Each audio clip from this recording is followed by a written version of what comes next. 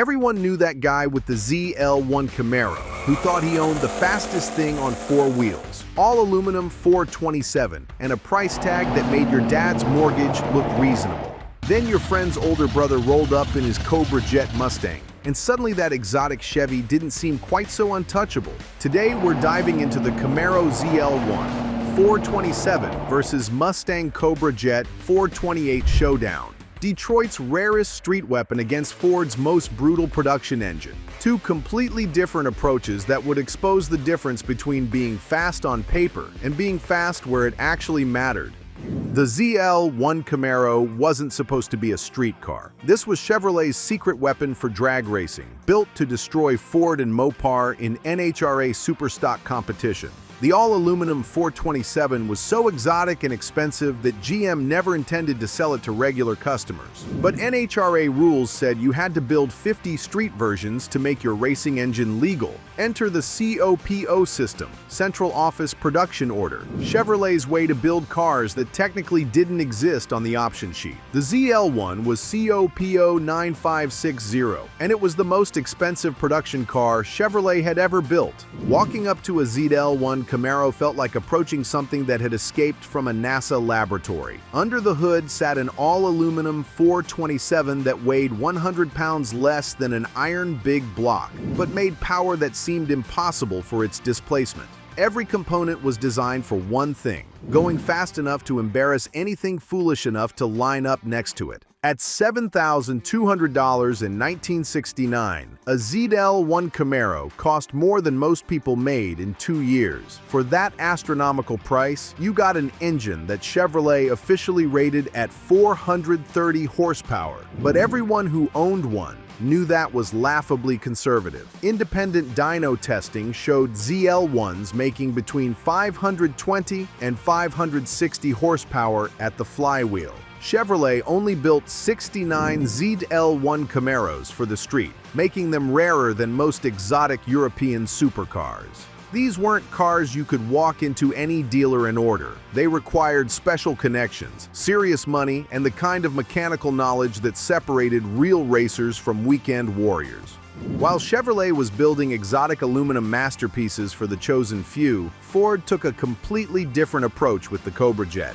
They built a cast-iron street fighter designed for one purpose: making every other muscle car on the road look slow and expensive. The 428 Cobra Jet wasn't exotic or sophisticated. It was pure American brute force engineering, designed by people who understood that real street performance came from engines that worked every time you turned the key. Ford took their truck engine, added performance heads and a hot cam, then unleashed it on an unsuspecting world. What made the Cobra Jet special was its complete lack of temperament. This engine made massive torque from idle to redline, ran perfectly on pump gas, and could be beaten mercilessly without complaining. It was the opposite of the finicky ZL1. Point it in a direction, mash the throttle, and prepare for acceleration that felt like being launched from a cannon. At around $3,800 all in, a Cobra Jet Mustang cost about half what Chevrolet wanted for their aluminum exotic.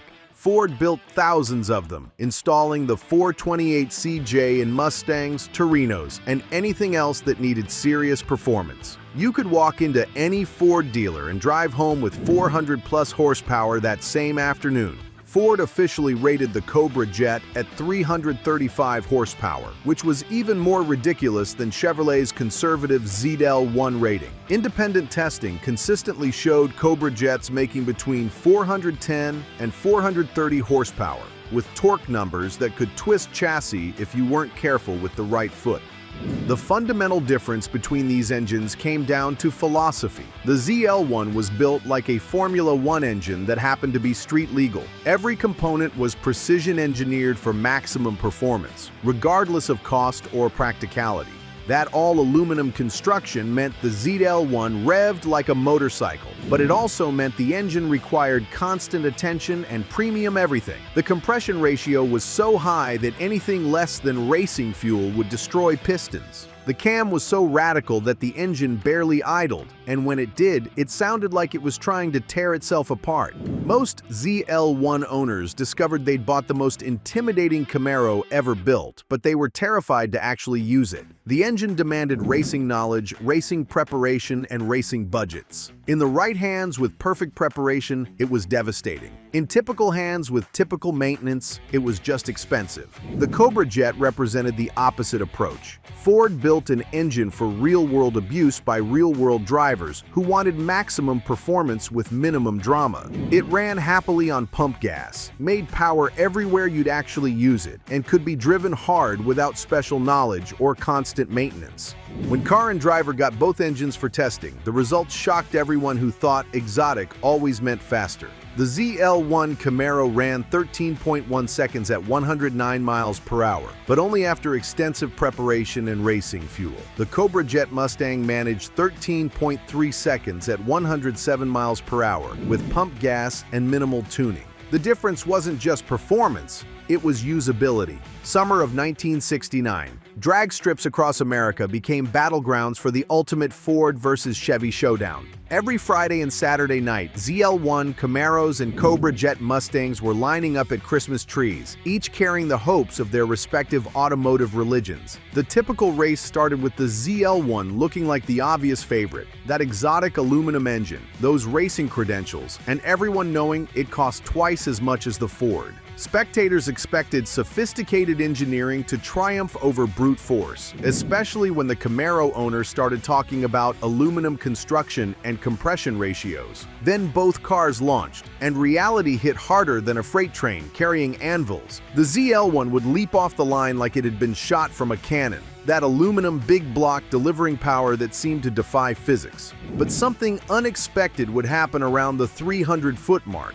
The Cobra Jet Mustang would start reeling in the exotic Chevrolet with the kind of relentless power that made spectators question everything they thought they knew about performance. By the 8th-mile marker, the Mustang was typically alongside or ahead, and it wasn't slowing down. That cast-iron 428 kept pulling with the kind of sustained power that the aluminum 427 couldn't match in real-world conditions. The time slips told a story that Chevrolet's marketing department probably wished they could erase. Cobra Jet Mustangs were consistently running low 13s with minimal preparation and pump gas. ZL1 Camaros were running similar times, but only with extensive tuning, racing fuel, and drivers who understood exactly how to extract performance from a temperamental exotic engine.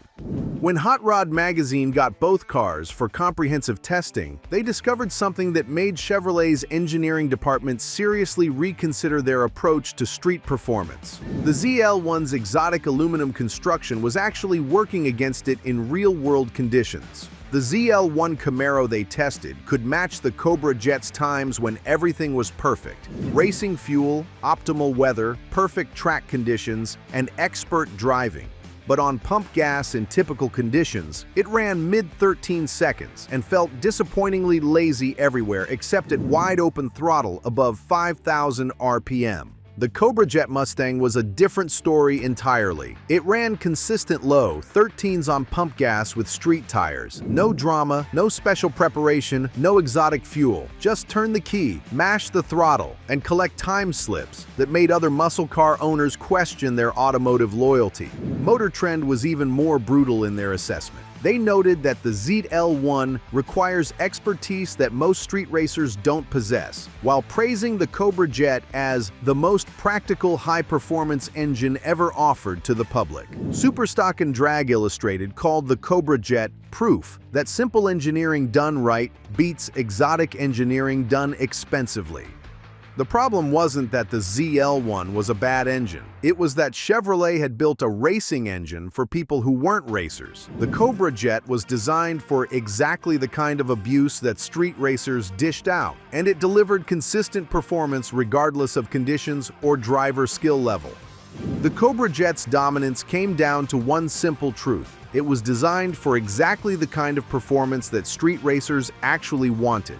Peak torque started around 2,800 RPM and stayed strong all the way to 5,500 RPM, which meant brutal power everywhere you'd actually drive. That cast iron construction meant the Cobra Jet was virtually indestructible. It ran fine on pump gas, didn't require special maintenance, and could be beaten mercilessly without complaining. It was user-friendly violence that delivered consistent performance regardless of weather, altitude, or driver experience. The ZL1, meanwhile, required racing knowledge that most enthusiasts didn't possess. It needed high-octane fuel, precise tuning, and drivers who understood how to extract performance from an engine that was essentially a street-legal race motor. In perfect conditions with expert preparation, it could be devastating. In typical conditions with typical knowledge, it was just frustrating. Most ZL1 owners discovered they'd bought the most exclusive Camaro ever built, but they were afraid to actually discover what it could do. The engine demanded respect, skill, and deep pockets for racing fuel and constant maintenance. By 1970,